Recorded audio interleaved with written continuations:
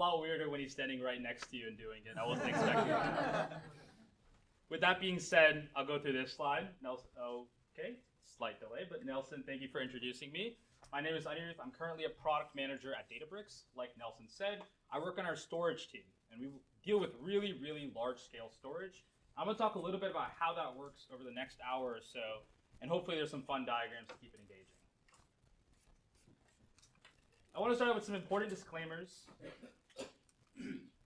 First, the views, information, and opinions expressed are not necessarily those of Databricks. Nothing contained in these slides is confidential proprietary information belonging to any individual or entity.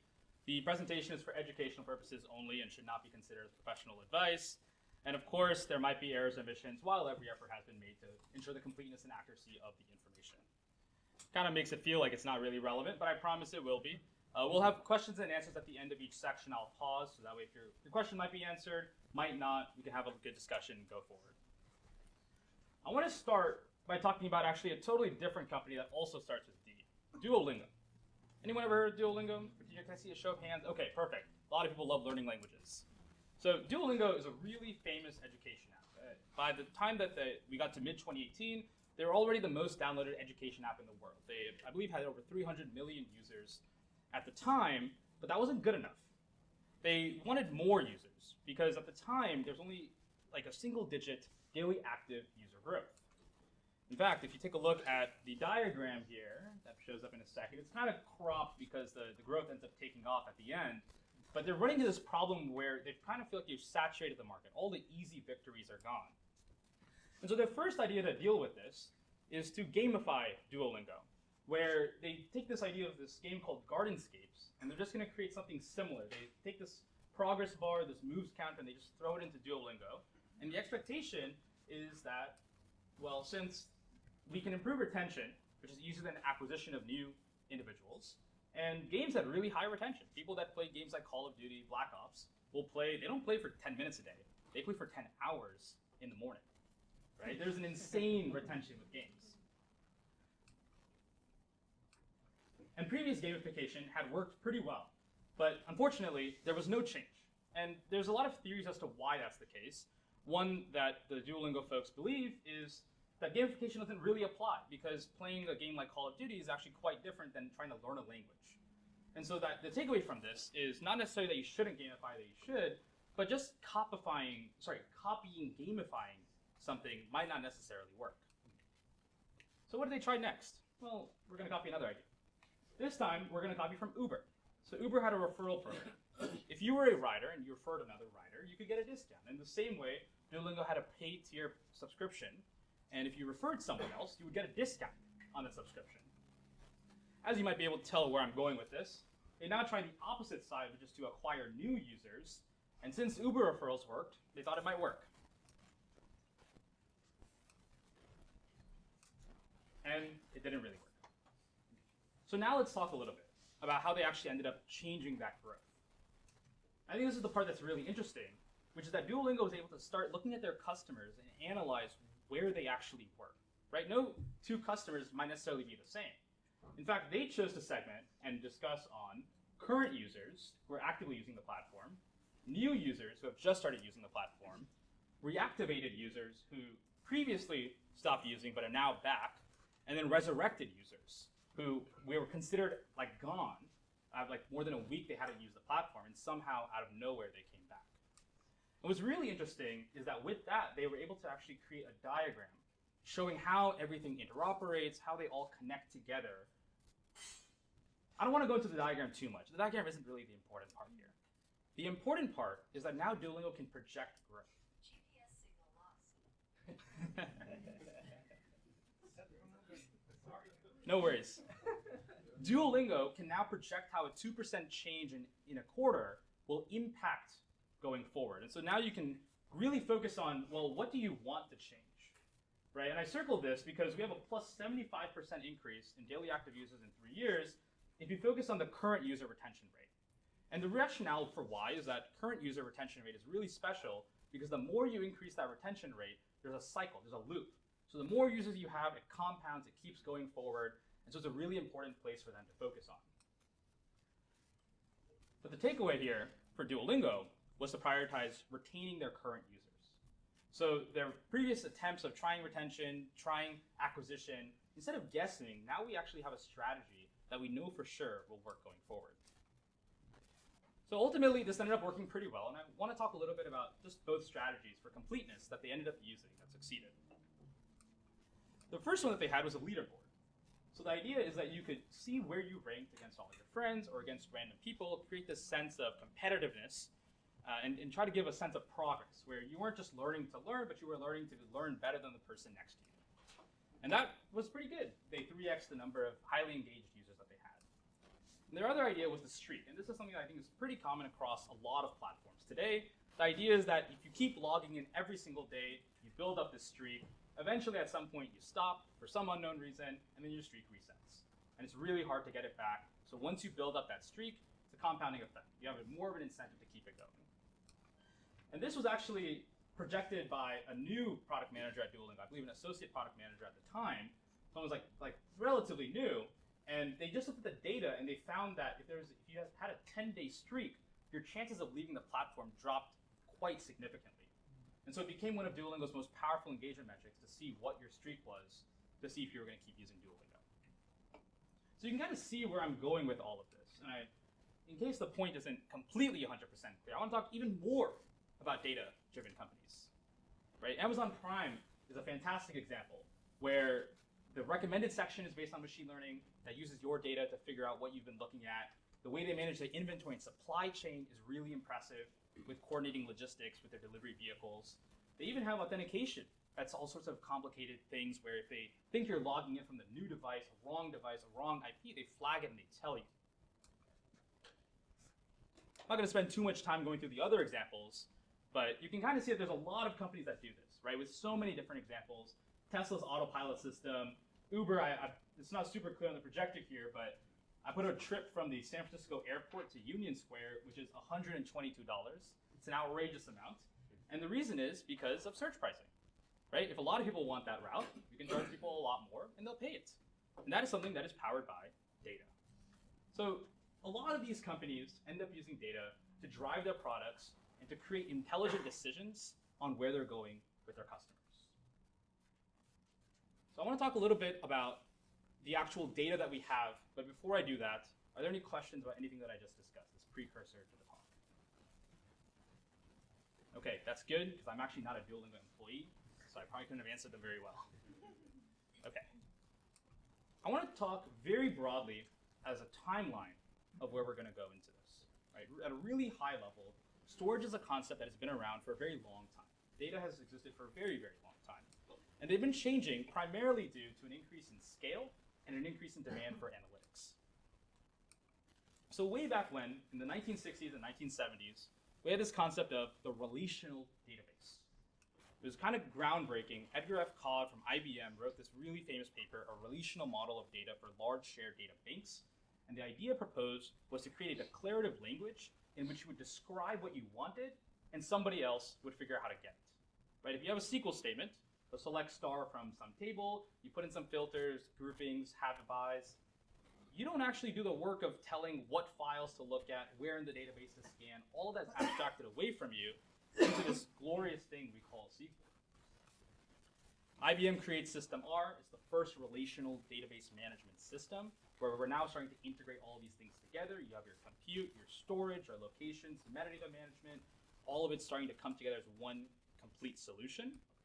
And we're also starting, and I'll talk a little bit about this in a moment, we're also starting to see the first ML algorithms, right? We're starting to see neural networks, backpropagation as a way to train those neural networks, and it's all emerging at roughly the same time. Then we go into this concept of the data warehouse, where we figured out relational databases, and now we want to start commercializing those databases. So Oracle, IBM, Microsoft, three big players at that time with commercializing, but then we start to see data warehousing, a new kind of data management system specifically for analytical purposes, where the database was for storing things, but now we're trying to understand and predict. We then dive a little bit more. Now we're across the century, 2000s. We start hearing this term called big data with the rise of the internet. We just see so much data. And we also see this thing called Apache Hadoop.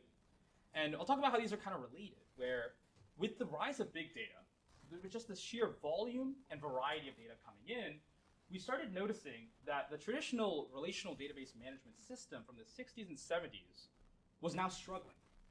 It wasn't something that we thought was going to be possible at the time, but the internet just made it so possible to have such an amazing amount of data. So in came Apache Hadoop. And Apache Hadoop is often credited as the first thing. Technically, it was MapReduce, released by Google. It was proprietary, so then Yahoo introduced their version, Apache Hadoop, and the idea was that we would now have a way to do distributed processing of large data sets. So it wasn't like one instance would just do their computing. It was like a lot of instances would distribute the computing and distribute the storage. And we'll talk a little bit about that actually in a lot of detail later on in this talk. And then now we get into where we currently are, where the idea of the cloud came into play, where you're no longer managing the storage and the servers yourself. And then we get this concept of the data lakes using object storage and all these like other fancy terms, which I'm actually not going to define now. There's a lot of slides that go through that later. Instead, I'm going to talk a little bit about how we then use this big data for those ML algorithms that I talked way before. Where even though the fundamental algorithms really came out in the 60s and 70s, it took a massive amount of data stored to be able to train these models very effectively. So it kind of all comes together where you start to see that was discovered way before. We start to have this big data. We realize it's hard to manage. We come up with solutions, and now we're able to leverage it for the real predictive insights that we wanted all along. Don't worry, this isn't the whole talk. I didn't expect this just to be this and it's over. We're now going to talk a little bit about specific topics within this that I've chosen to give a more in-depth explanation of these data systems. And I want to start with these two acronyms that you may have seen before, OLTP and OLAP.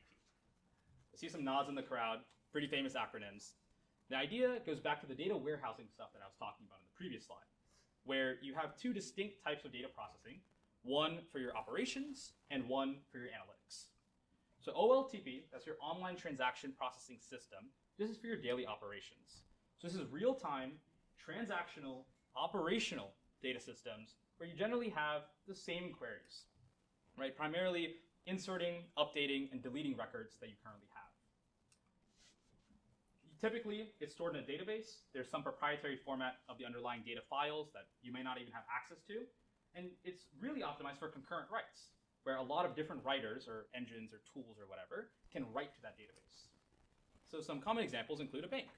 Every single time you go to a bank and you withdraw that money, that creates an entry as a transaction, and then it sends that over to a database.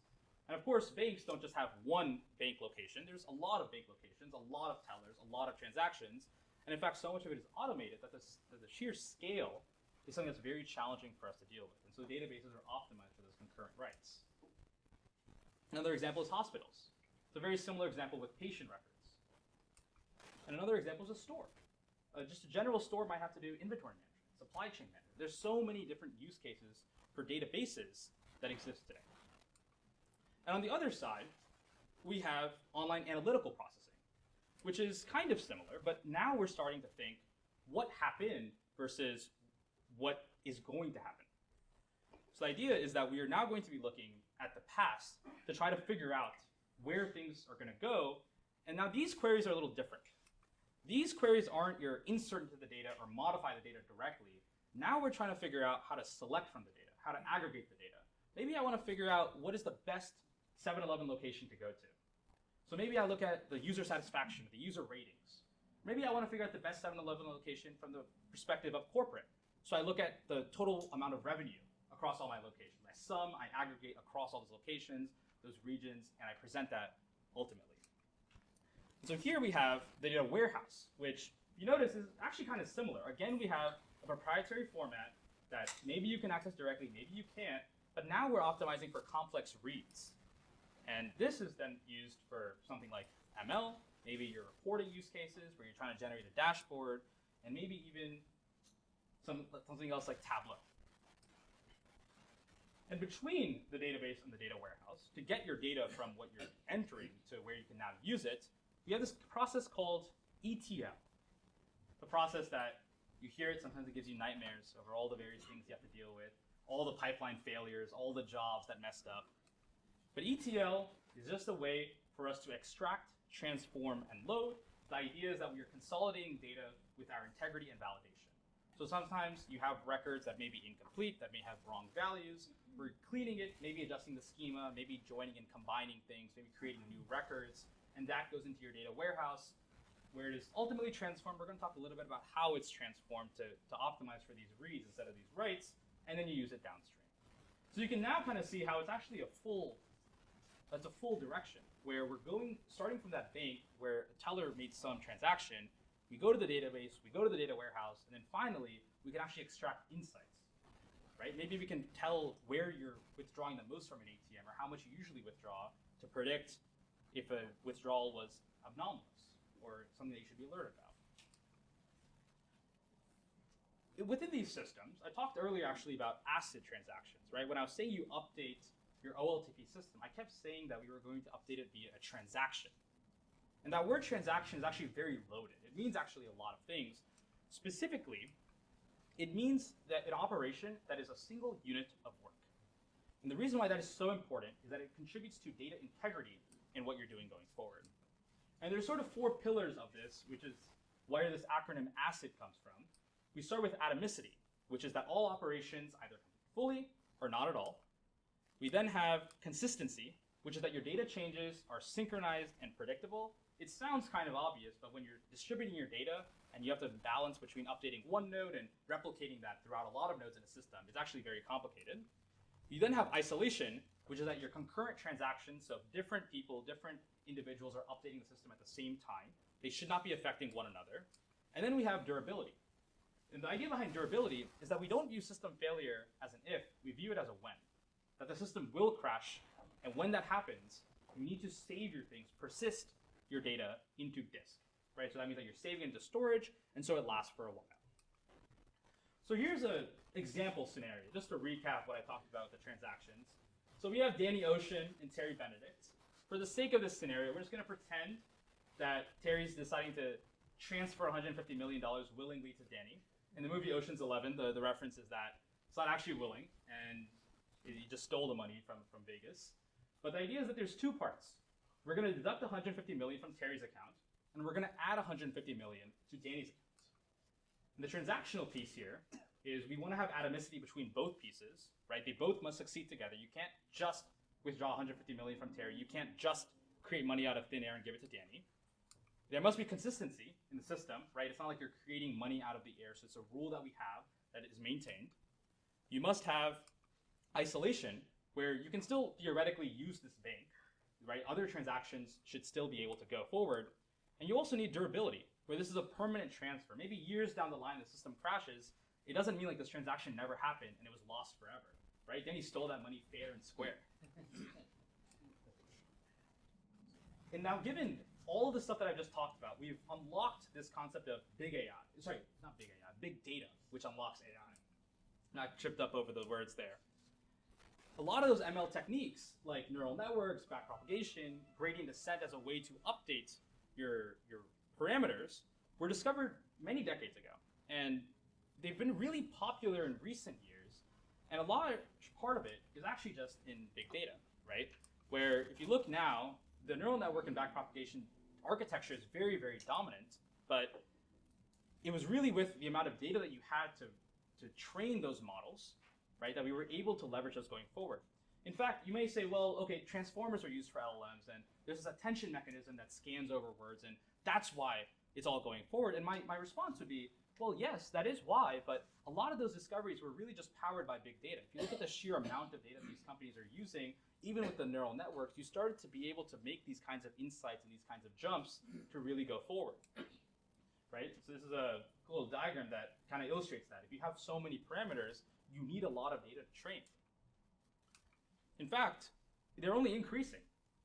With LLMs, you can kind of notice that the model parameters are now they're at scale so big, we don't really understand what it means anymore. If I tell you it's 405 billion parameters versus 500 billion parameters versus 1 trillion parameters, it's kind of the same response. We've crossed the threshold of human understanding when it comes to size, because this is just so much. And if you notice this, there's only an upward trend. We started roughly in the millions for GPT, then we got to the billions, llamas up in the billions. We don't even know how many are in GPT-4, 01, 03, 04, who knows what model. The numbers seem to just keep going up. And this is kind of formalized with this concept of the scaling law. You may have heard of the chinchilla law. There's some debates over it, but the general idea is that larger models with bigger data sets and more compute will improve model performance. And I put a 4 now if folks attended the Aniruth conference in Vancouver this year. You'll notice that there has been some debate over whether that's actually the case and we need compute time. But for the purpose of this talk, which is about data, I'm just going to wave my hands and say that it's really important. Okay. I'm going to pause here for a moment. Are there any questions about anything that I've just talked about? Okay, cool. Everything I just talked about is so good and dandy, and then we just have to keep adding more data. There's a lot of challenges that come with scale, and I don't think it's necessarily super intuitive as to what's happening behind the scenes. So I want to start breaking down what that looks like and some of the limitations here. So one limitation has to do with this concept of hierarchical organization. It's a fancy term, but basically it means that we're thinking about things as a file system, where you have directories, you have thousands of those directories, maybe directories within those directories. It's technically a recursive tree structure that we use to organize. And it gets complicated because operations start taking longer as you start including more of these branches within the tree, because inserting new data is now reliant on the amount of current data you have. So here's maybe an example to help with the intuition behind this, right? A database has a B tree, right? That's how we normally implement indexes. The B tree runs, let's say, logarithmic time, right? Which we're told is usually pretty good.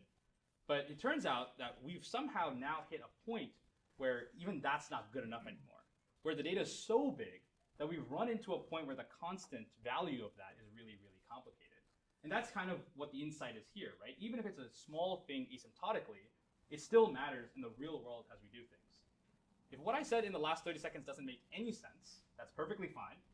All you should just take away from what I said is that as you add more data into a system, it gets harder the more data you already have. That's it. So this organization is actually really good for tabular data, right? Where we have rows, we have columns, it's nice and structured in a way that we like, but it also can't account for unstructured and semi-structured files. So I can't account for something like an XML or JSON document where maybe there's fields, maybe there aren't.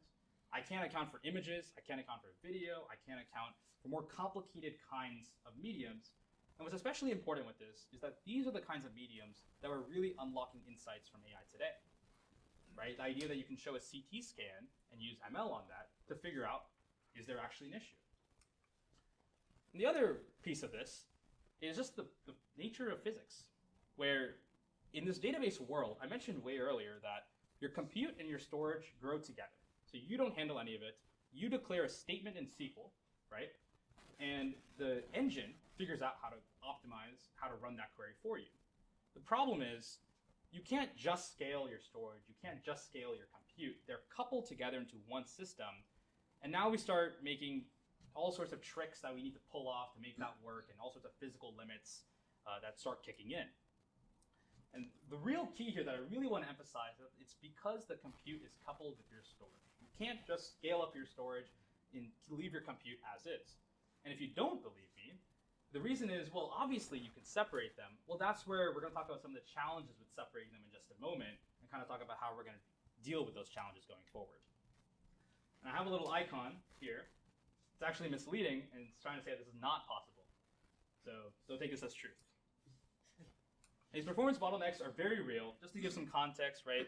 Facebook generates 4,000 terabytes of data every single day, and a decade ago, the average enterprise had 350 terabytes of data. I tried to find one that was more recent. Turns out companies just don't freely give out how much data they have. So I can only anticipate that it's gone up. So now let's go into this world where we've decoupled compute from storage. And you'll hear this phrase, object storage, a lot. In the upper right, I have some icons of Google Cloud Storage, Azure Data Lake Storage, and Amazon S3 buckets. S3 is very, very popular these days. And these are all object stores.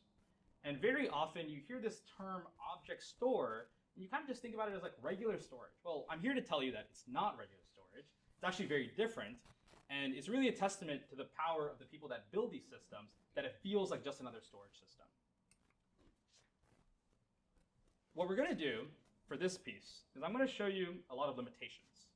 And we're going to talk about why those limitations are important for us to scale near infinitely with high concurrency and throughput. Notice that I did not say latency. We'll talk about why that is in a moment. But the idea is that you can access this data from a lot of systems at once and you can read and write a lot of data over some period of time at once. So we have some API that supports some operations for object storage. We're going to start with a very, very simple object storage. Nothing fancy. So you can store something via the put API. You can retrieve something via the get API. You can delete something with removing an object. And then you can enumerate, or you can list what you have via the list API. That's it. Feels a little weird. I'm going to be honest, feels a little weird that we have 4 things, and nowhere in there does it feel like I can run actually a query, I can do anything that's useful. It kind of just feels like I'm throwing it into a bucket and then just kind of hoping that I get it back. And if that's how you're feeling, you're exactly right. We can't even modify things in place. Once you throw something in the bucket, it's kind of there forever. I guess you can delete it. You can't lock a file, which means that if you want to make sure that no one else is accessing a file or editing a file while you do, no real way to do that. You kind of just have to hope for the best, and usually you'll be wrong. There's also no partial reads or writes, which means that you can't just say, oh, I want to write only this part of a file, or I want to update one record for this. You need to create a new file, you need to remove one. Sounds really annoying. Also no file system structure. And I hear you, you're gonna say, wait, when I log into S3, I see a file system. Well, actually, S3 is lying to you. Really what's happening is that it's a flat key value space, and the key is just a file system. So it's not actually hierarchical, where the folders are stored inside of folders. It's just that the entire string itself is the key, with the value being the object. This is really important because it means that given some key, you can just access whatever it is you need to, independent of whatever else is there. There's no tree structure, there's no looping, there's nothing like that. These seem pretty important to me. I don't know about you. These feel like pretty core operations that a database system should support, or a data lake system, or just a general data system. And if someone came to me and told me that you could not do these things, but I was going to sell you a data system, I'd kind of laugh at them, I would point at them, and I'd walk away. That being said, these limitations actually lead us to more things, right? For one, we have faster writes. These objects are not changeable, like in partial ways, which means that they're immutable. And so that means that you can guarantee that when you're writing an object, nobody else is modifying. You never have to check for a lock. You just add your file. It means that you get faster reads because no one is going to be updating a file when you're reading a file. There's also no in-place modification, so once an object is added, you're good to go forever. There's also reduced overhead. That no hierarchy system that I just described means that you don't need to loop through, you don't need to figure out where you are in the tree structure. You just access your thing very directly. Should be one more. And finally, you have increased scalability with distributed nodes, where you can have a lot of nodes and distribute your workload across all of them. The trade-off, though, here is on latency. And this is a very important trade-off that I want to call out, because it's one that we can't actually directly solve for. The reason is that all those API requests are done via HTTP, which means that anytime you try to access things in storage nodes, you're going to have increased latency through the network input-output requirements, right? So it's not as simple as you have one row, okay, I'll just add a new file for it. This is going to take a while, right? Even a regular speed of just trying to get checkout done, it's not going to be fast enough. Additionally, traditional databases usually have better latency because you're accessing the disk directly going forward, right? Versus this, you may have it distributed across a lot of nodes. You may not know exactly what component to access. So we start running into finicky behavior comparatively. And I also want to emphasize that this is not throughput, right? So to clarify, latency is just the time, like the speed, if you will, like the slowness of the system. That's what the network part is referring to. But when you want to transfer actually a large amount of data, object storage is the clear winner against databases. So what's the takeaway from this? You may have already gone to this conclusion before, which is that object storage is great for when you just have something and you just want to store it for some unknown period of time. You don't want to worry about the servers. You don't want to worry about any of that stuff. Maybe you have some video, you have some image, you have some compliance document, some PDF that someone signed. You throw it into object storage, forget about it until you need it. Right? Because when you do need it, the network latency is fine. No one's going to be updating a PDF when it's already there. You're able to live with these limitations and go forward. And this is what we call a data lake. A central repository of data without compute. It's just storage.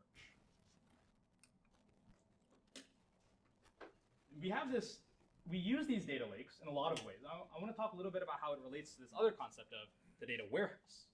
right? Because I just explained all that stuff about the limitations. It seems like I didn't say that for data warehouses, and you're right. So now let's talk a little bit about how that all fits together.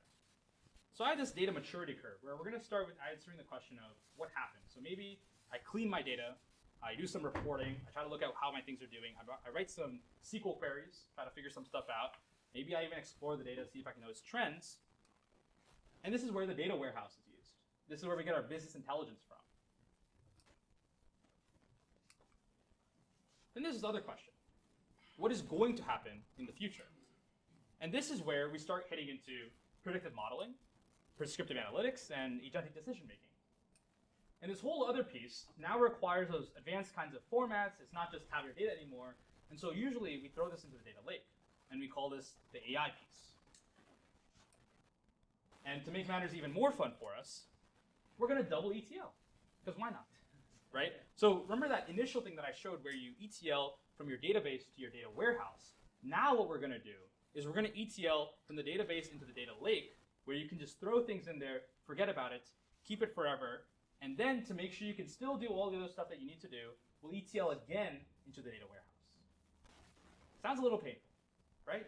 It should feel a little painful. When I explained that, you should have been like, that sounds a little weird. That sounds a little unintuitive. Hopefully you said that. Because you're exactly right. There's this concept of the data swamp. If you notice, people like to use data and then some noun afterward to express how they're feeling. But the idea is that you have some data warehouse with structured tables, structured data. You need to apply some sort of governance and security. You have to restrict who can access the data within your organization. And then you need to use this for business intelligence, SQL analytics, whatever use cases that you have. And then over on the other side, you have your data lake, where now you have all your unstructured stuff. Maybe it's like your network logs. Maybe it's some text, some random text. You don't even know what the structure of the text is. You have images, video, audio, PDF, all sorts of random file formats. And again, it's the same stuff. You have your governance and security over the actual files and blobs, and then you end up using it for some data science, some ML. Maybe you have some sort of streaming use case that needs this. We have these two separate parts, and it only gets worse from here, because we copy subsets of data between the data warehouse and the data lake. Maybe you use your data warehouse to produce some output tables. You copy that over to your data lake. You combine that with some other logs. Maybe you ETL those logs. You copy it back to the data warehouse, just back and forth, back and forth. And then you start creating this world where now they're sort of disjoint and they're duplicative, and you don't even know what data you have in either one at all.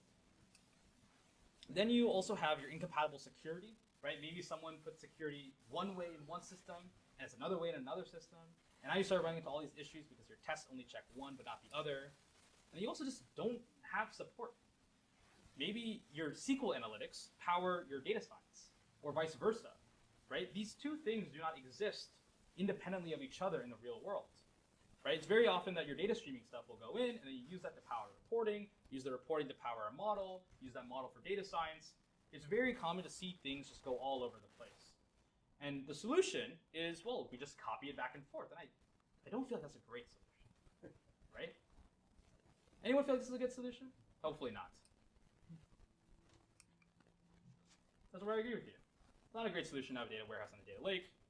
Combine them together, we create the Lakehouse. I'm going to pause here for a moment. Are there any questions about what I've just talked about? I'm sorry? Where are the fishing poles that you're raising? Fortunately, this is an AI-generated image, so I guess it didn't generate that. Let's go back to the Lakehouse. Let's go back to the object storage and let's talk about the Lakehouse, right? So I showed this slide earlier before. We talked about how you have some operations that are supported, you have some operations that are not supported, and you have some improvements, right? The idea was that we would use the data warehouse as a way to get around these limitations and use the data lake as just really large-scale storage to get around the limitations of the warehouse. So here's our big idea. We're just going to use the data lake directly. We're going to put our SQL warehousing, we're going to work around these limitations, and we're somehow going to pull off the technical limitations and work around these, right? So I want to talk a little bit about what these key limitations are, and then talk about how we're going to deal with these. So the first one is that we don't have partial modifications. We only have adding and deleting files, entire files. We don't have file locking. which means that if you're reading a file, or even worse, if you're writing a file and someone else decides to write the file, there's no determined behavior of what's going to happen. Neither one of you will be blocked, and you can overwrite the others. There's no indexes, which means that searching for your thing might be really hard because you don't even know where to look, right? You maintain no record, right? Part of the trade-off that we made was to proactively say we are not going to have a hierarchical system, but it still leaves us with the question of where to find data. And we also don't have ACID compliance. But that means this is huge. It means that your data integrity is just not real. That whatever data you put in there might be good, might be not, and you also have no way of knowing, right? It's not as simple as just throwing in a checksum. And here's a bonus limitation for you, which is that we also somehow, we don't want to have any proprietary formats, right? You don't want any lock-in. We don't want anyone controlling why or when you can access your data. And this is pretty common in the data warehousing world and the database world. So I want to throw it in here as a way that maybe we can get around it in the data lake world. Let's start with the first limitation. You want to track partial modifications via row-level deletions. And row-level deletions are kind of the poster child for this because when we're adding a file, we just add a new file. Maybe we batch some together to create 5 updates at once or something like that. When you want to update a file, what you're really doing is you're deleting the old one and you're creating a new one. Right? When you're inserting, it's the same process. But deletions are hard. Deletions are hard because if you want to delete just one row in a huge file, in our old system, you'd have to drop the entire file, process it, and then upload the entire remainder of all the rows. Really complicated and really poor performance. So we have 2 deletion methods, right? So one option is, hey, we're actually just going to create a new copy of the file anyway. This idea is that if you want to delete a row, we'll just go through, we'll create a new copy of the file with every other row, and we'll upload that instead. Right? And sometimes this makes sense. Sometimes if you have a lot of deletions, entire sections, partitions being deleted, perhaps this is the best way to go. As you can see where I'm going with this and the fact there's numbering is another one. And the other one is just to do merge on read. The idea behind this name is that we're just going to store the indices, like the rows of what we're deleting, and then later when doing the read, we'll combine that information, we'll merge it with the actual data, and we'll just skip those rows going forward. Sounds a little confusing, so I'm going to show some diagrams explaining what we're doing. So let's say I have some data. We have a bunch of rows. I've numbered the first 5 here and then some unknown amount of data. In the copy on write world, we're going to delete rows 2 and 4. Then what we're going to do is we're just going to write a new file. And maybe we'll upload this file and we'll store some tracker that it's been updated, something like that. Seems like a simple enough solution, but it's expensive. Our new solution is merge on read, where instead, what we're going to do for the same deletion is we're actually going to track a deletion vector file. And so we're going to track these indices 2 and 4, and that way we're getting around the problem of having to rewrite the entire file for some unknown amount. And that way, when we read it, we read both of these files together, and we just skip 2 and 4. So the key idea here is that we're trying to work around that limitation from the in-place partial modifications by just creating a new file of tracking what we're deleting. Right? We don't have to rewrite a file. So if you notice, the time it takes to do this process is the time it takes to add that file with 2 rows, so it scales with the number of deletions, versus the other one, which just scales with the amount of data you have. So in terms of performance, copy on write actually has faster reads. The reason is that when you read in the merge on read scenario, you need to read the original data files, and you have to read the deletion files, and then you have to combine it, and then you see the data. And then the copy on write is just read the file. Seems a lot easier to say because it is. But the merge on read scenario has faster writes. And this is really important because when you make those deletions, it's very common to delete just a row or a few rows at a time. The trade-off here is actually kind of mitigated because what you can really do is you just take a bunch of deletion vector files. Once you have a lot of them, you just combine them all together, you put them with the old file, and then you kind of do a copy on write scenario where you just remove those files, create a new data file with the remaining, and just move on. So then your future reads kind of get reset based on this new file, and you don't need to look at any more deletion vectors. The next thing that we want to talk about is how we're going to get around file lock, which is when multiple writers try to commit at the same time, we're just going to pretend like it'll work. So we have a data lake. We have some writer 1. Aniruth, could you explain to them in a real-world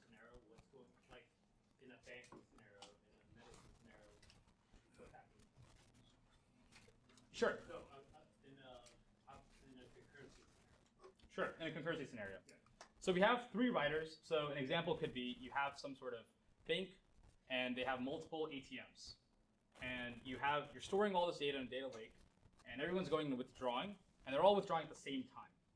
You want to allow them to withdraw from the same time, maybe even the same account, if you will, and you don't want there to be any issues, right? Because we don't have any file locks, so we want to make sure there's no issues, right? So an example of this is that there's kind of ways to game the system, right? If this wasn't the case.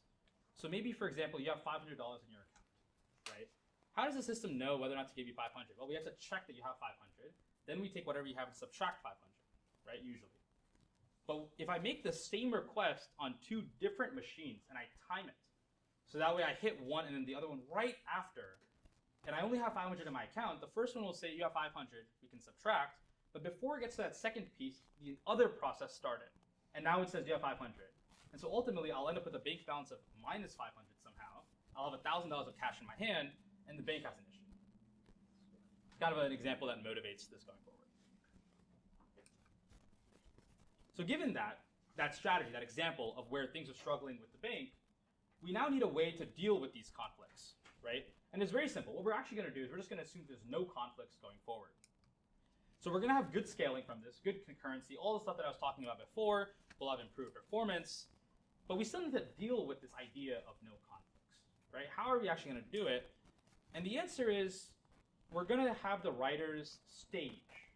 What that means is the writers will add data first. They won't obtain a lock to write to this data. Then they're going to check for conflicts at the end of the transaction. So at one moment in time, they take a snapshot, or maybe your bank account, bank balance, whatever. Then they do all of their processing, and then at the end, they check again. Was the snapshot that you had at the beginning, did that line up with what's currently there, or did something change? Because if something changed, it means someone else wrote in between, and you need to retry what you're doing. If someone didn't write, then you're good to go. Maybe they wrote to something else, maybe they wrote to a totally different file, and you can just keep going with your life. So this idea is then to roll back, if that happens, right? So I added all these data files, I'll just delete them, and I'll try again. And that's where the name optimistic concurrency control comes from, because you kind of hope for the best, and then if it didn't work, you just try it. I next want to talk about the challenge that we faced with proprietary formats, which is where the data warehouse and the database kind of restricted what format your data was in, controlling how you could access that going forward. Wait, I got a question. Yes, oh sorry, go for it. How does the optimistic blocking solve the problem? Doesn't it just push it to the end of the stack? Can't they just, if we go back to your example where subtracting $500, Yeah. they both just check at the end that, hey, the bank account is 500? So you'd start with let's say we sandwich it like this, right? So bank account 1, we have $500 in the account. And then we're going to go ahead and subtract that 500 and then hand you 500, right? So we check 500 and then we subtract 500. At the beginning of the operation, we'll do a snapshot, right? Which is that, okay, currently I have a bank balance of $500. Then the other person, the other ATM accesses the same account. And they make the same snapshot, which is, okay, we have $500. So right now we're at the scenario where both checks pass, where both individuals have confirmed that they have $500 in the same account. And now the system is about to withdraw 500. So what they do is they don't edit the data files directly. They add data separately. We'll talk about how this works with the actual table formats. They stage that going forward. And then at the end of it, you check that the state of what I'm doing match the other person. So in this scenario, the first person who started this is now going to try removing $500 from that account. The bank balance drops to 0. It passes because when they check again, the second person hasn't done anything yet. It's fine. So the first transaction passes. But the second transaction, they try staging the same thing, but now they notice that something's weird. Because the state of what happened, that snapshot, isn't matching what it was before. Right? Someone else withdrew 500 and it wasn't me. And so now they know that something has happened, and they roll back. The second person rolls back, and then it fails at the end, and they have to try again later. And then when they try again later, it'll fail because at the very beginning, they won't pass the $500 requirement. Does that example kind of make sense? I get what you're saying, but I don't understand how you can, both of them can't do everything at the same time. And they both check the original snapshot concurrently, and they both say, no, you still have money. Because you don't have any locking for when you write and stuff. So that's. I see what you're saying. Okay, so I was saying this for later, but yeah, we can talk after. I'll give you the quick answer, which is Iceberg does that via the database. So they have a catalog system that does an atomic swap of the latest location, and that's how you handle it. In the Delta Lake world, we do that differently via the put if absent technique. So you try staging the same file, and then whoever wins first gets it. S3 doesn't support put if absent API until recently. So the way around that was that they would use the DynamoDB as a staging service to get there eventually. So that way DynamoDB would take care of like handling the concurrency for you, and then one person would win the right to actual S3. Does tables on S3 now handle that? We will talk about that after the talk. Databricks has opinions on that, and I don't want to say anything right now, given that. Does that kind of make sense? Yeah, that makes sense. That makes sense. We'll talk about that a little bit later. Like I didn't want to get into that yet. For everyone else, if that made no sense, don't worry. It was like very technical. We have a lot of stuff to motivate that going forward. But yeah. Okay. Cool. I want to talk about open formats next and how it relates to the idea of proprietary formats in the data warehouse database system. Right? And the idea is that we want to now allow organizations to choose their own tools, right? Pick whatever engine you want and own your own data, right? Choose how you want to store it, choose what you want to do with it. Right? And so to motivate this, we have an example here where you have some data, it's stored in open storage and open format. So anybody can go in and read it if you as an organization give the necessary security credentials to whoever else. In the alternative world, you have proprietary storage. So there's like a database, there's some files. It's all controlled by the vendor that does that. And we have, again, 3 writers. We'll say the third writer is the proprietary. It's owned by the same company that owns this storage. And the other 2 writers are open, right? So maybe it's like an open source engine or something of your own building that you've decided to create. So the open writers can access the open storage. And the proprietary writer can access the proprietary storage. No surprises.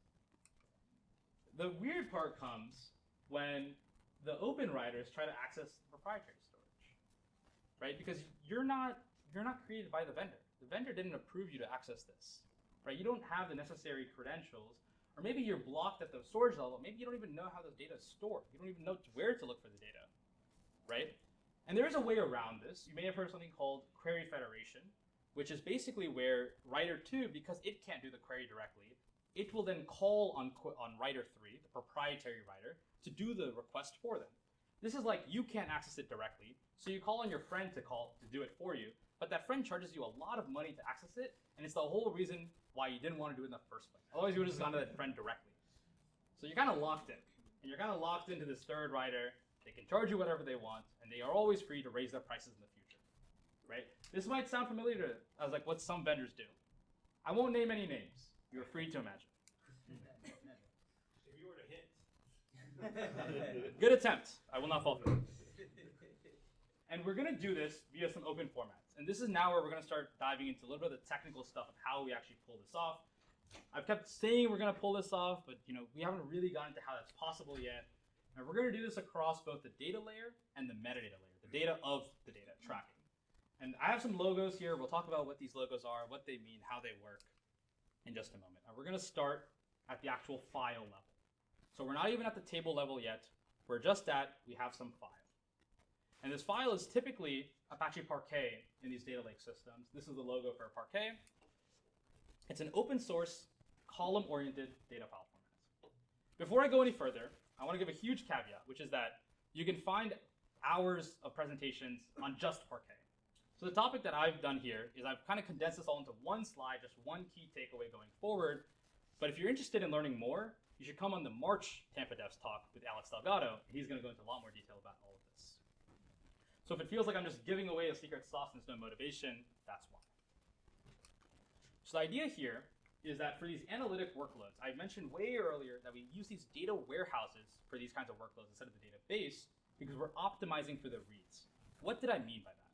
What I meant is we're going to now start arranging the data by the columns, and that way we can improve our performance on analytic queries. So let's say I have some table, some rows and some columns like this. I have some rows ABC, and some columns ABC, and I have some rows 1, 2, 3, 4. In a row layout, you'll see it like this, where we lay out the rows grouped together. This is normally how it works in databases. It's really easy to update a row. You just add a few blocks at the end. You can always delete a row, just delete a few contiguous blocks together. But the other situation is actually a little bit more complicated, but it's the one that we're going to go with for Parquet because we're grouping the columns together.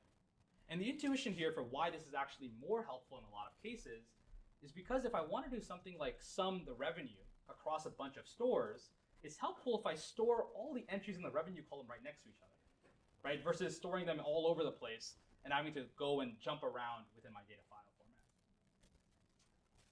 There's a lot of stuff I've left out here with accessing disk I/O, file storage, all of that. But the real idea that I want you to take away is just that we're going to use Parquet as a way to store our data in these formats, that it's open so anyone can go in and access it, and that's going to be really useful going forward. That's the main takeaway for Parquet. Are there any questions about how Parquet works? Just the key ideas that we're going in? Okay, if you want to talk more in depth about Parquet, just let me know after the conversation. I actually sit next to the guy that invented Parquet at work, so I ask him a lot of stuff about this all the time. So I'm happy to chat about that. Okay. So next, I'm going to talk a little bit about the metadata. Now we're starting to dive into the metadata, one level above the data. So I've told you how we store the data as a bunch of columns all put together. Now comes all the other stuff, all the ACID stuff that I was talking about, all those other limitations that I was talking about. And before I do that, I want to address the limitation of indexes, right? The indexes are important because they allow us to search for data really effectively within a large amount of data. What we're going to do in this scenario is we don't want to use a traditional index like a B tree because we're trying to avoid that hierarchical structure. So instead what we're going to do is we're going to use something called statistics. And it's not like complex statistics like standard deviation or mean or anything like that. All we're going to do is, as a simple example, I'm just going to only show the min and max values of a given Parquet file. And this is how we're going to reduce the number of files scanned that we have to load in. And this is what speeds up our query going forward. So I'm going to start with an example. Let's say that I wanted to create a table of school enrollment for the last 50 years in Florida. And I want to understand the trends of school enrollment by county. So maybe my query, or actually let me start with the data. Maybe my data looks something like this. So file 1 Parquet is Alachua, Baker, Bradford, Brevard. You just have a whole bunch of files, and we just have different counties on each one. You'll notice our county, Hillsborough, is on file 3.parquet. And I'm calling that out for a very specific reason in just a moment. And for each one of these, I can tell you that there's a min and a max. So we'll go alphabetically, which one is first, which one is last. And if you notice, it's like Palm Beach comes before Polk. So in this file, the minimum value is Palm Beach and the maximum value is Polk County. And then what I'll do, this is really the important part, where the metadata starts kicking in, is I'm going to store something called a stats.json file. And what this is going to do is it's going to tell me for every single file, what is the minimum value and what is the maximum value. And we're going to do this for all the files. And it might seem a little silly at first. Why are we doing that? Here's why. Let's say I have some select statement that's like select all from the table. I just want to find the data where county is Hillsborough. So what file should I read? If you have to just throw out one file, what is the most important file here to read? 3, exactly. And how do I know that? The stats. The stats.json is what I access first, right? It's very light. There's no actual data in it. So reading is very quick. And then I'm able to figure out, okay, in this scenario, I've admitted, but file 3.parquet, the min would be Hernando, max would be Holmes. I know that's the only file that Hillsborough would be in. And if other files, for example, had Hillsborough in them, I would access those files directly. So this is what we call statistics pruning. You may have heard of partition pruning. It's a very simple, it's a very similar, not simple, idea to this. Are there any questions on how statistics pruning works and how it kind of works around our limitation with indexes? Yes? Is it important to make sure that the files don't overlap, like the min and max, or there's no overlap between? This is a great question. So the question is, what if there's overlap? What if the min-max was the same for all of them and it was just like the maximum possible range? Then it becomes very useless. So the answer that we have to this is that your data layout matters. And what you really want to do is you want to try to cluster your data based on whatever columns you think you're going to be querying by. So in these historical analyses, it's very common to use time, like your timestamp as a way to group these. So you can filter based on that first. Then you have to ask yourself, what is the order that you want to write these in? Iceberg has something called a sort order, if you're interested, which is where you can define it on a table so any engine will write the data following that ordering going forward. There's also other ways. Databricks has a technology called liquid clustering in the Delta format. We'll talk a little bit about what that is later. But the idea is that the short answer is yes, it matters, and we want to optimize that going forward. Good question. Are there any other questions about statistics pruning? Okay. Yes. Sorry. I was just wondering, is it sort of a mixture between like an algorithmic approach and a sort of data structures and array approach, but using Parquet and the JSON file to kind of run both of those things together? Yes. Okay. That's exactly it. Thank you. Okay. So I said yes, that's exactly it. It's not exactly. I'm going to talk about where we're off. Where we're off. Right. Kind of lied. This slide, 100%. Right. It's because the stats.json isn't just a JSON file. It's a lot more complicated than that. Okay. We're going to talk about why that's the case. All right. But, okay. Now we've hit the actual table format. Now we are getting the actual SQL query on a table being able to run. And we're going to talk about how this works. So it is very interesting, very fun. So if you've been tuning out, now's the time to sort of chime in, listen in. This is where it gets fun. So you have this technology called Delta Lake. What is Delta Lake? Delta Lake is an open source table format that gives us ACID, gives us scalability, gives us unified APIs to access our data in an object store like S3, GCS, or ADLS. It's a lot of words, and when you first hear it, it doesn't mean anything to you. So let me walk through how this works. We have down here our data layer, our data files. And these files are stored in Parquet, the stuff we just talked about. Then we have, in this whole region above it, the metadata layer. In this folder we call the delta log. And within this delta log, we have our JSON, that's the symbol on the right. And the symbol on the left, we also have more Parquet files. And this is how we're going to track what's happening in our data layer. So earlier when we were talking about optimistic concurrency control, you just write your data files and hope for the best. The staging part is when you actually put it in the metadata, where your metadata is the source of truth going forward. Whatever's in your data layer is a best effort, best attempt. I tried my best to write the files the best I could. So what we're going to do is for each one of these, we're going to think about the transaction as an atomic unit, as a commit. So each one of these commits, we call them numbered commits. Technically, they are monotonically increasing. That means that you start from 1 and you only increase in increments of 1. You never jump more. Technically, monotonically you can. We never jump more. But most importantly, you never go down. Once you commit 10, your next one is 11. And maybe you feel like we're going to run out of space eventually. Well, we use a lot of digits. So we use a lot of digits, and so it takes a really, really long time, a lot of commits to run to that limit. And each one of these is a change. So we track, like, what did you add, what did you delete going forward. And then every once in a while, we create a checkpoint. So we combine everything. So that way this checkpoint, if you were to access it, tells you all the records that are relevant at that given moment. And then finally, we store a pointer called the last checkpoint, which tracks what the most recent checkpoint is, right? So in this scenario, every 10 commits, we're going to create a new JSON commit. We create a new checkpoint for that. The last checkpoint gets updated to point to the latest checkpoint, and that helps us speed up our writes, right? Because we don't want our system to depend on the amount of data we have.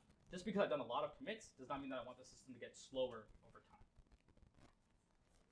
I'm gonna now explain a little bit about the read and write, and then I'll open it up the floor for any questions. So in the read scenario, what we're gonna do is we're gonna use the last checkpoint, and we're gonna apply these newer commits. Right? Remember these commits, all they're doing is they're telling me, hey, I added this Parquet file. Hey, I deleted this Parquet file. So if I stack those on top of each other, I can get like where everything is. And then also remember that I'm storing statistics in each of these files. So not only am I telling you what I'm adding or what I'm deleting, I'm also telling you what is the minimum, what is the maximum, all the other various statistics that will help you prune what files are relevant. And not only that, at the actual Parquet level, they also store statistics, which we didn't even talk about because they're a whole other concept. But at the footer of each one of those, we have even more to help us prune exactly the right amount of data that we want to read. And in the write scenario, we're now gonna go back to your question earlier about the atomicity of what's happening, and we're gonna use this thing called put if absent. I'm gonna talk a little bit about what this means and how Delta approached this versus Iceberg. But the idea is that we're gonna add the data files. We're gonna try to add the new Delta, the new commit file, 11.json, and we're gonna add it via this special function called put if absent. Put if absent is a really magical function. it allows us to add a file if it doesn't already exist. So I told you earlier that we are monotonically increasing in increments of 1. What does the next commit file have to be? There's only one answer that it possibly could be. 11. If 2 people are accessing the same system from different devices, different engines, more than 2, they're all going to be in a race to write who can write 11. One person will win. Why will one person win? Well, this is where I wave my hands and say the object store takes care of that for us via this function. But one person will win, and everybody else that tries to write 11.json is going to get rejected. So all these other people have to go back to the starting board and retry. And what are they going to try to write? 12.json. That is optimistic concurrency control. And one more thing that I'll point out here, because maybe it sounds like, oh, I didn't get to write 11. Does this mean that I just call it quits? Well, no, this is where we now use the snapshot. So if the data that I'm trying to write wasn't actually affected by the last commit, what I'll do is I'll just update my thing to 12 and you won't actually know, because my snapshot still lines up. So I'm just going to go ahead and write 12.json directly. So you don't have to restart from the very beginning. You just update the name of the file if there is no conflict. So that extra level of nuance that avoids us just restarting every single time, because that would mean that we have no concurrency going forward. Okay. I'm now going to show one example of how it writes, which is we add a bunch of data files, we do our best, maybe it succeeds, maybe it doesn't. We get to the point where it does work, we add our, let me go back, we add our 11.json and the commit succeeds. For the rest of time, this data exists, it's a durable transaction that has been committed. Are there any questions about this process of reading and writing Delta Lake files? Yes, we'll start 1, 2. The last checkpoint, how is it stored? Because we got the JSON for your commits, right? Yes. You got the archive for the checkpoint, and you don't have any file format for the last checkpoint. Yeah, I believe the last checkpoint is just text, but I could be wrong. But I don't think it should matter. You can start as anything you want. It's usually just the location of whatever it is. So you just need a string telling you what that last checkpoint is. Does that make sense? Okay. Don't hold me to that though. I could be wrong. I've actually never asked myself that before. Sure? Okay. If it comes back later, feel free to ask. Okay. And then, so the put if absent is also really important because Iceberg doesn't use it. And the reason why Iceberg doesn't use it, and this is something that I asked actually one of the co-creators of Iceberg, like, what? Hey, like, if we had this beautiful put if absent, why didn't you guys just do this too? It's because it wasn't always supported on S3. It's now supported on S3, but it wasn't at the time when Iceberg was being created. And so basically you have to use DynamoDB, which is now a database, as a stage. So I'm not going to go into too much detail. There's a lot of explanations online that dive into how this works, but the high level is that the database is able to handle all these transactions for us. We wave our hands and say it works. And so just try to do your writes that way, and then one of you will win. And then that person can commit to the actual S3 store. Merge on read works great here. Along our data files, we'll sometimes store binary files. Technically, they're roaring bitmaps. It just means that they're binaries that store the actual data directly of what indices we're deleting. And then we also have this really cool idea called time travel, which is where we can actually go to any specific moment in time and view the data lake as it existed then, right? Because in this scenario, you didn't see me say delete files anywhere. We only ever added files. We added data files, and then we added a metadata file, a JSON, to track it, right? So nowhere did I say we're deleting. Sometimes you can delete. There's operations called vacuum that allow you to delete after a certain point of time. But the idea here is that if you have the data available, you can just go to the checkpoint that precedes that, and you can apply the changes. So the next commit that we want to do is 12.json. Let's say I want to access 8. All I do is I look at, okay, where is 8? 8 is all the way over there. I try to find the checkpoint right before 8. In this scenario, if we're incrementing in 10, there would be no checkpoint. We just start from ground 0. And I just log replay, so I just do what 0000.json tells me, 001.json tells me, 2.json, 3.json, figure out the right data files, and then that's how I construct the illusion that I've moved back in time. Does that concept of time travel make sense to folks? Okay.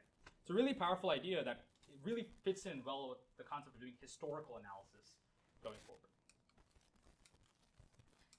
So in terms of the actual ACID properties, right? So in terms of atomicity, well, delta log is the truth.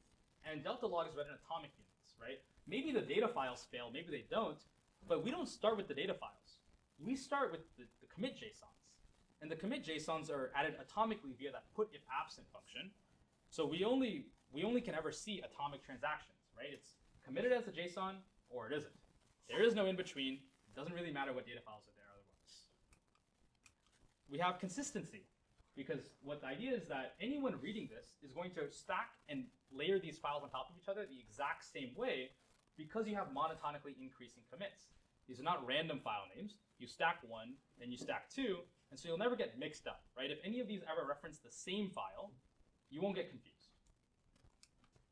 We have isolation, which means that multiple people can try accessing the same thing, where we perform the writes later as though they were sequential. This is the idea of trying to win the race for the next commit, and if you lose, you try again. And then we have durability. We save all of this to storage, and so if the system goes down, as long as I have the metadata intact as my source of truth in the underlying data files, I can always access my data anywhere, anytime. I'm going to pause here for a moment. Does the idea of Delta Lake make sense? Are there any questions that I can answer to help it make sense? Yes? Can't you get some sort of starvation with the put if absent?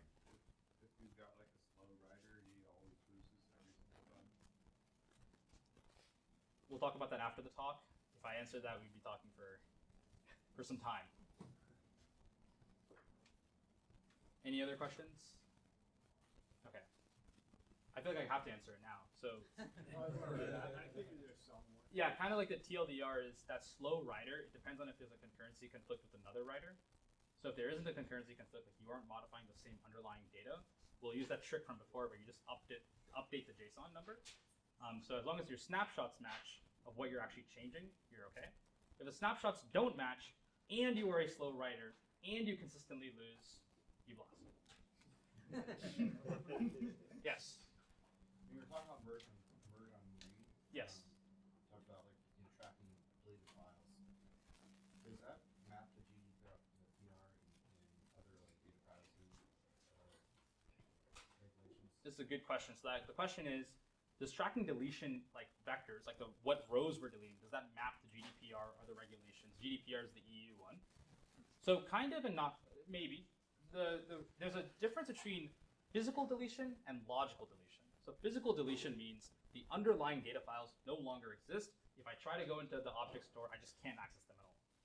Logical deletion means that we store this deletion vector or we rewrite the new Parquet file to track different metadata that just doesn't track that. So in most cases, regulation requires physical deletion, right? Because logical deletion means that if you can time travel or find that right file, you can still access it. So typically for those scenarios, you'll want what's called a retention policy. And that retention policy will go back in time, like maybe 7 days, a month, whatever it is that you need, and delete files. Typically when you have companies that are regulated, they have like the craziest regulations. And so what'll happen is there's like business logic that sometimes plays in, if it does a file or does it not get deleted. And usually what'll happen is for those complex scenarios, you'll have a separate service that handles that. So they'll look in, they'll actually read the data, like do some sort of logic and figure out, does this row get deleted permanently? Does it not? What files get deleted? Rewrites, handles all that. Yes. I've worked with SQL as long as my hair's been gray. We've done you've explained very well a lot of things that we've developed that work around what SQLs already have had for 50 plus years. Is there, what's the advantage of doing this rather than the tried and true SQL from whomever? And is the cost benefit of this structure that great? Because I've looked at time studies and they're very similar.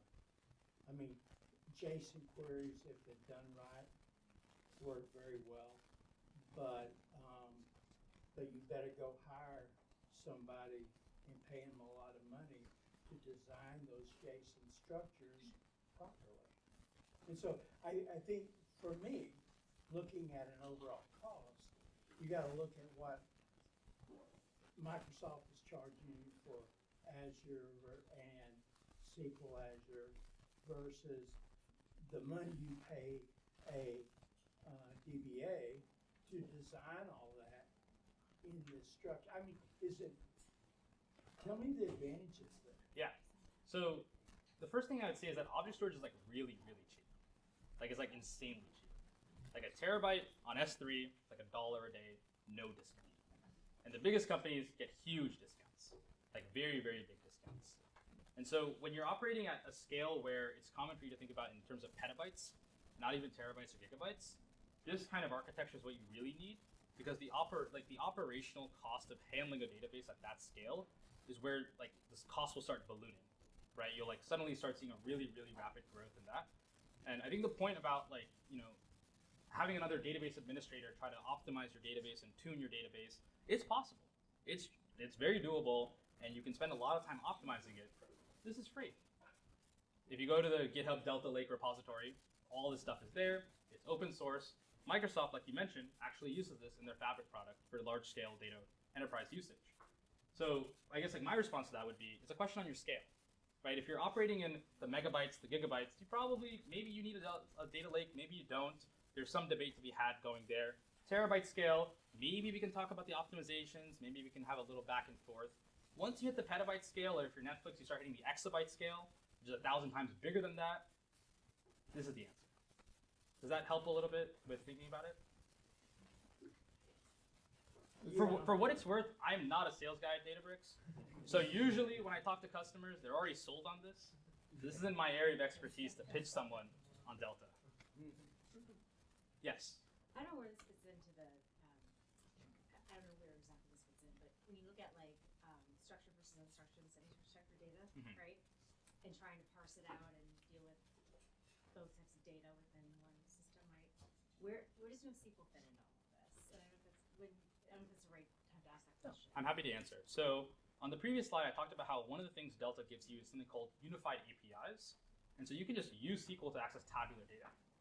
And in the Databricks world, we have this product called Unity Catalog, which works very well with Delta, and it supports what we call non-tabular assets. So for example, you can train an ML model and just keep it like a regular asset, organize it right next to your tabular data, and access it very directly. So what I've seen a lot is people just use the SQL interfaces to get the NoSQL benefits directly. And so if you don't believe me, Spark, for a while, like the underlying engines, one of the engines behind all this, there's actually a way to go into the actual data frames, manipulate the actual Parquet files, and write things very directly. And the code gets very complicated very quickly. And so the creators of Spark, Trino, and Flink, all these like various engines realized that just giving a SQL API is so powerful going forward. So I guess like the long-winded answer I have is like if you wanted to do something like you would in a NoSQL world, it's possible. But a lot of folks these days have sort of aligned around using a SQL interface wherever possible, and then trying to extract the other benefits under the hood and abstract that away in the query execution plan. Does that kind of answer those? Okay. Any other questions? Okay. Next I want to talk about Iceberg. So Iceberg is a really big thing these days. You may have heard of some big acquisitions happening by various companies that I can't comment on. Databricks, by the way, acquired a huge company with Iceberg for context. They're very similar, right? The idea behind Iceberg is it's another open source table format. You notice it's actually the exact same thing I copied, except we replaced Delta Lake with Apache Iceberg. And Apache Iceberg takes actually a different approach to solving the same problem. And I already kind of hinted at that, which is the idea that we're not going to use this put if absent function. So now it becomes a little weird. I kind of spoiled the answer a little bit earlier of how we're going to deal with this. Let's talk about how it works. And let's show a little diagram of what's happening. So we have this data layer, a data file, a data directory with a bunch of data files. Again, Parquet.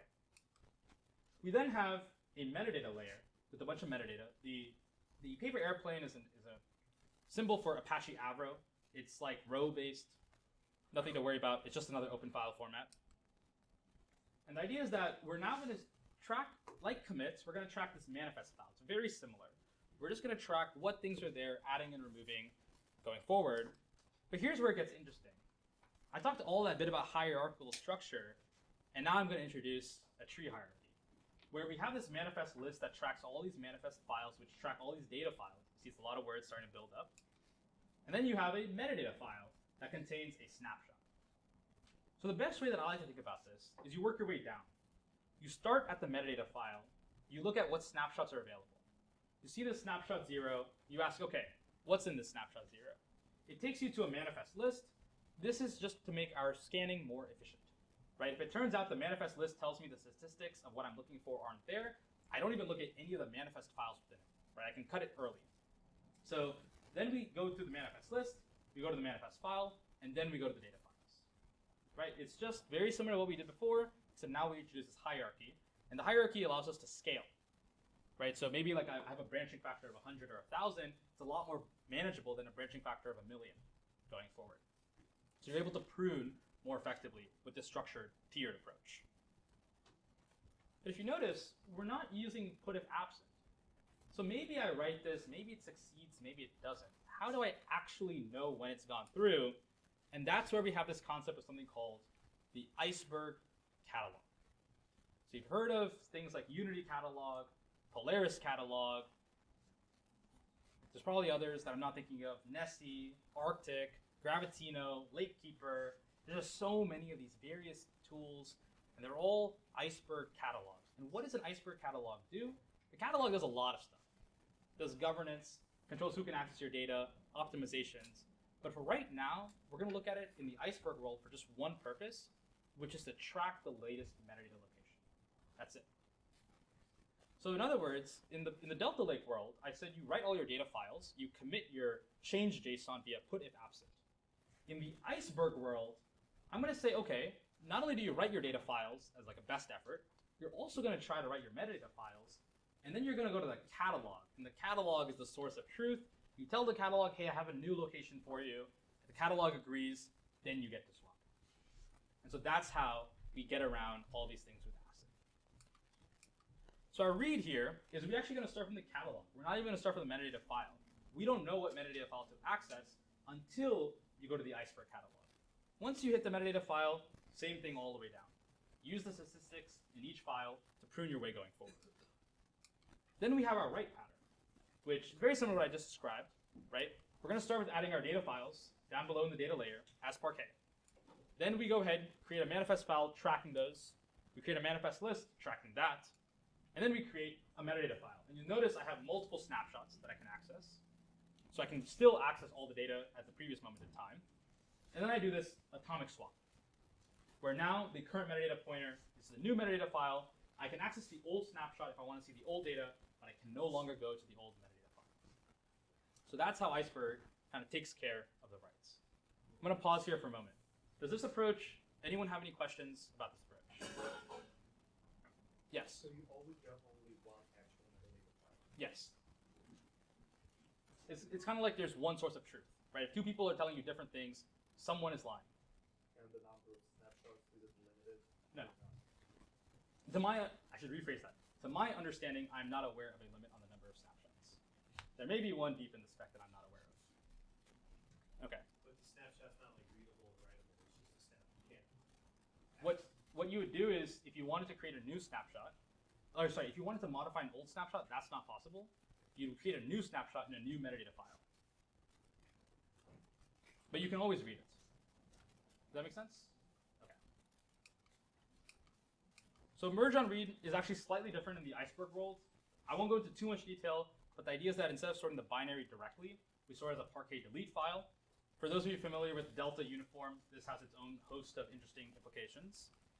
And then also with time travel, we just access the write snapshot from the active metadata file. So we go to the catalog, you have multiple snapshots, you time travel to whatever you want, you access it, and you're good. Hidden partitioning, schema partition evolution.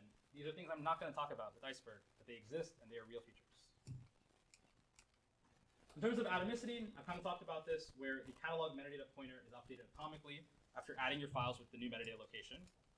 You have your consistency, where you use these snapshots to locate one version, one truth for your data at a moment in time. You have your isolation. It's a very similar principle as Delta, where everyone tries, and then hopefully you win via the catalog. And durability. It's the exact same principle where you're saving these things, the snapshots are permanent, and so you have time travel support. Yes? Okay, so that's a question on that. So as the S1's created, the new snapshot, and then you've got the old, is there consistency then between the manifest files and with the new one, even though you now have a new, because somebody could be looking at the S0 one from the old one, and now you've just created the S1. Does it wait until the reads are done for that before it says, all right, now we're pointing at this, or is there going to be? I'm just trying to figure out. I see. Like the timing. Yeah. So the question is, let's say someone's reading the old metadata file. You've just written a new metadata file. Do you wait until they're done reading, or do you just do your thing? The answer is you just do your thing. Hope for the best. Good approach. Right. Exactly. In all seriousness, the reason why that's like technically sound is that the old person accessing the file is accessing the data at that moment in time that they initiated the query, right? They should not see updates that happening. If you have a long-running query over a day, imagine you kept restarting your query because new data was being added. And also notice that we never deleted files. So an old query plan of what files to read is always going to be valid, right? Now, there may be cases where that's not true. Maybe you use a retention policy that deletes files when they're happening. There's all sorts of weird cases with long-running jobs, but in the usual case where you're not deleting, you should be okay. Yes? And the snapshot just stores the location of the manifest list? Or how big is that snapshot? The snapshots aren't that large. If you look at the spec, there's like a bunch of stuff that's stored in it. I don't remember off the top of my head, but they just store like various like details, like for example, like what versionings you have. Sometimes they store what engine is creating it. Sometimes they store like the number of records, all these like various things that go into play. Okay. If you're interested, the Iceberg spec is available on GitHub. You can go ahead and check. Okay, no? Okay. Well, I understand. This is planning. It's logged. Yeah. Okay. Are there any other questions about either Delta or Iceberg before I go forward? Yes. This is pretty good. One thing is, how do you implement the failover mechanism on this? Is it really needed now? The way how these things work is getting as the storage is getting complex, or there's a way nested with a lot of files beyond the actual data store layer. So if anything goes wrong in anywhere in the metadata structure, how can you recover this back?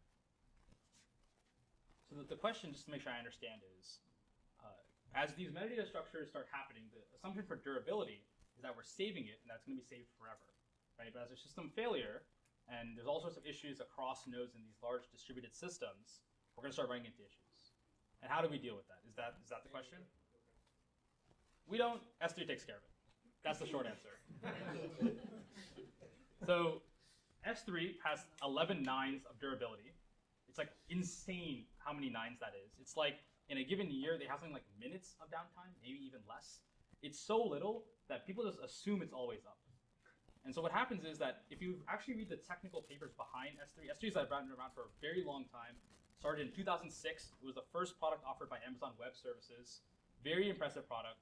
And they figured out a lot of ways to kind of balance where your data is. And it's replicated, I believe, like, I want to say 3 times. So it's always up there. If something fails, it'll automatically get to work on writing the next copy. All these people that build these object stores have done a lot of work into maintaining high reliability on these systems. And so what we do is we kind of just abuse that. And we just are going to say, hey, it's going to work, trust us. And we just put this metadata files to deal with the limitations of object stores that they've given us. Does that kind of answer the question of how we think about it? Where this is stored, the metadata file also in the same storage? Yeah, and so it'll be stored in a directory called metadata. And it lives right next to your directory called data. Yeah, good question. Any other questions? I called out S3 in the example. It also applies to Azure. It also applies to GCP. And just to clarify, no preference on my end. Okay. I now want to go back to an earlier question that we talked about, which is you write all this data, great. What if your data isn't written exactly the way you want it? Right? What if your data is not optimized for the statistics and the pruning and all this kind of stuff? And that's where I say, well, we have a service for that, and it's called predictive optimization. The idea is that we're going to use your query patterns. What data are you accessing the most, right? What do you select on the most? And we'll try to use AI to manage the table for you on that element magically. So Databricks, this is a Databricks feature, to clarify. what we'll do is we'll schedule optimizations based on the table layouts that we think are best. We'll then optimize those automatically using serverless infrastructure, so we handle the compute. There's no engine to worry about on your side. And then we log them. So that way when we tell you, hey, we're optimizing your table, you can then go see what we're actually doing and verify that we're telling the truth. Right? And so an example is, if you have something called a merge into, this is a streaming job. So imagine you have a lot of tiny files, like one at a time coming in. Well, what you want to do is you want to compact these all together into one large Parquet file, and that way you can read it very efficiently later on. But then you have to go back and you have to delete all the old ones, right? Because you didn't delete them directly, right? This isn't a system where we delete things proactively for you. So you then have to auto vacuum that, and if you forget, you've just lost some money, right? Because now you have to pay for it not only in terms of your queries going forward, which might run into this, but now you're also paying for extra storage space that you don't need. And so what predictive optimization, or PO, would do is it would say, hey, you just ran a merge into, the query pattern here indicates that you don't need those actual small files anymore once you've compacted. We'll go ahead and delete that for you at a time when the table is not being used on that part of the data. It's a really smart system. The idea, I'm a little biased, obviously, but the idea is that manual management scales not so great. If I take a look here, this diagram, you'll notice that you can have great query performance manually, but it doesn't come cheap.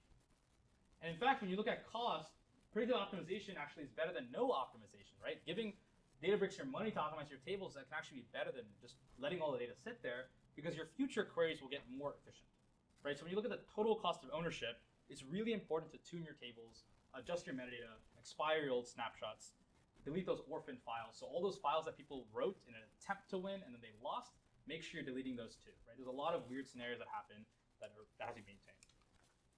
And in terms of how it actually works, right? Again, like we're looking at the telemetry of the data and query patterns.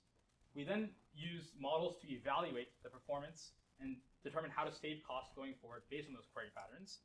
And then we run those operations. And what's really cool is that the above diagram is like this one-way flow, but in reality, it's a circular process, right? As you keep using your tables, as you keep updating them, Databricks PO goes behind the scenes and figures out how to update it for you.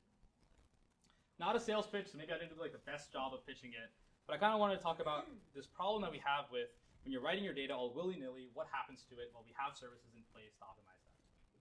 Any questions on PO? Yes. If you start start using your data in a different way one day, does it just become more and more efficient over the next week or month? Yeah, it will adapt over time. It looks for current usage and Yes. says you're probably going to keep doing this. And then Yes. there's another one. Okay. Exactly. We'll go right then left on my side. Okay. In the SQL world, there's multiple indexes. Mhm. So if you're doing different queries, you pull each the correct index. In this world, if, in like your example, if someone's looking up by county, you want to organize data by county. But if someone's looking by date, you want to be able to read by date. Do you create then different manifest files to allow each query to be optimized? There won't be different manifest files. That's like where the concept of the sort order comes in. So you need to pick like an ordinal, sorry, I shouldn't say ordinal ordering. I'll just say ordering of what columns you have in their priority based on what you think they will be accessed in. And then you have to go forward with that. I know there's a request for secondary indexes that has been out for a while. I don't know if it's on the Parquet side or the Iceberg side. But there are people like complaining about it and trying to figure it out. There also may be a way to get around it that I'm just not aware of. But to what I know, it's you have to pick that order and then go forward with it. But usually it's not a huge concern for this because the number one thing that people will always sort on is your date, right? With historical data, the most important thing is your date and your timestamp. And so usually what will happen is people will partition by it, not just go based on different clusters, but create separate partitions and directories. I didn't talk about any of that today, but that's usually how they get around it. Okay. Yes. It might be super obvious, but again, why only manage tables? Why not Yes. external? So this is a question about Databricks managed tables and external tables, and I'll answer it after the talk individually, because I'll have to explain what managed and external tables are, and that'll take some time, which I don't have slides for either. So I'm just going to keep going, and then we'll talk about it after the talk. Okay, we're almost at the end of the talk. I now want to just close out with how this all comes together in one glorious piece, right? Which is that the Open Data Lakehouse is this concept that was first pioneered by Databricks, where we leverage open table formats for governance, performance, and cost, right? We have this warehouse, we have this lake, we have this ultimate concept of the lakehouse, where the data warehouse didn't support these file formats we wanted. The data lake kind of didn't support what we needed with BI, and then now the Lakehouse kind of brings it all together for all of our use cases, all of our data. And we actually published this. I mean, I wasn't working at the time, and I didn't write this blog, so I use we very loosely. But the founders of Databricks worked on this blog called What is a Lakehouse? And it was released back in January of 2020, introducing this new architecture of how things would work going down the line. And since then, it is now the dominant architecture. And you'll notice that there's now a lot of vendors that have adopted this concept.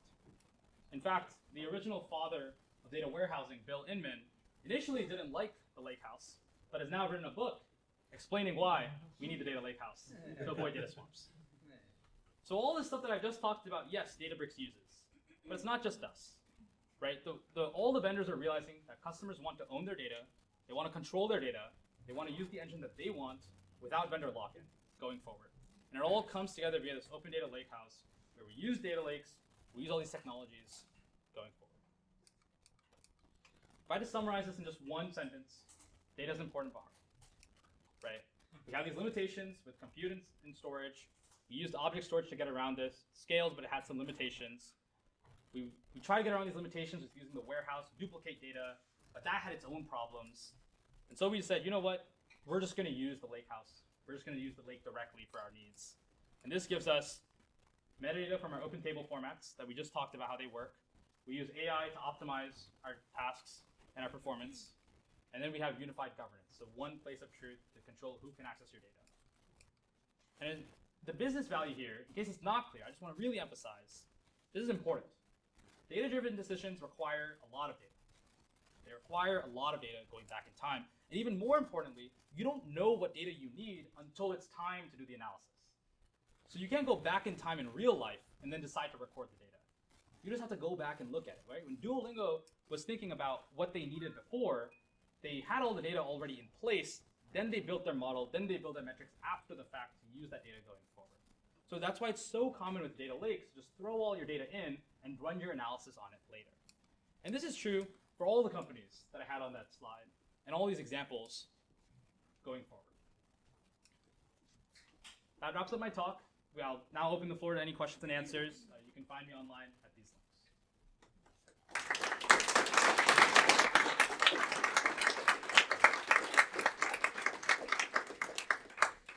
Are there any questions I can answer about any of the stuff that I've talked about for who knows how long now? Yes. I was very interested about having the different Parquet files that are that don't overlap. We were talking about that. I had two questions about that. One, how do you say the min and max of if the pictures they don't have they're numeric? Mm-hmm. How do you sort something like that, or what's the approach for that? I have a cop-out answer for you. Please. You may not like this answer.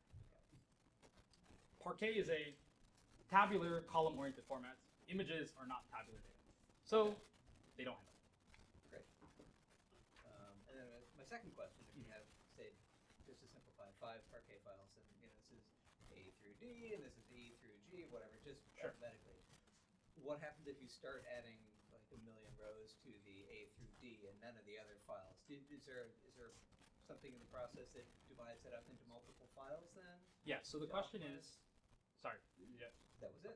So the question is, you have a bunch of files that are already nicely split up and clustered, so you can prune very efficiently. What happens if you're now adding a lot of data that's skewed toward one side?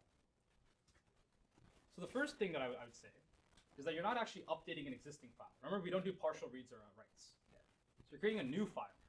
And so if the new file is all concentrated, statistics are fine, right? It doesn't have to be like everything's evenly distributed. You just need to know the min-max statistics of a given file, and that's good enough. Sometimes, though, you have writes where this isn't good enough, right?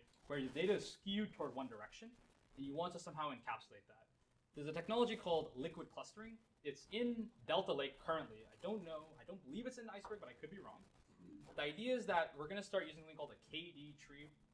Very complicated. It's like there's like other diagrams for it, but the idea is that we're going to change how we cluster to cluster across multiple things at once, and that's how we'll deal with this problem. It's an interesting diagram. I recommend you look it up. There's some talks. If you're interested, it's better than the iceberg stack. I can promise you that. Good question. Any other questions? Okay.